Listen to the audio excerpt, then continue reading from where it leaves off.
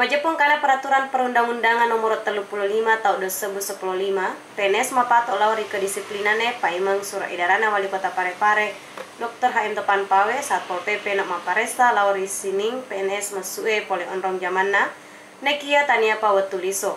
Rilarang paparesa naro apa pegawai negeri sipil ke Satpol PP ripas ala kesina sabarum tuka masuk sale sekolahna, riwatu de panalisu anak sekolah ia narituria sona selesai. Tanggal di ulang 10/2 tahun 2015.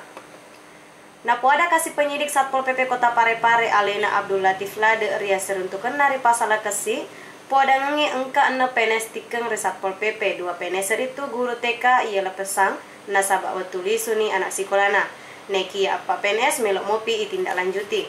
Ada pernyataannya tertulis, ada dari SMA 3, apalagi itu tadi itu SMA 3 ada berapa itu, satu orang, Takwa, TK Takwa, semuanya PNS kan Pak?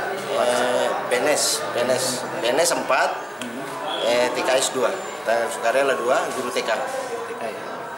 Kan ini waktu sudah mendesak jam 12, lain kali mungkin besok atau selanjutnya. Poleri pasala kesi Kota Parepare, Anas Pare TV, mapara lauri sese ala berita manang.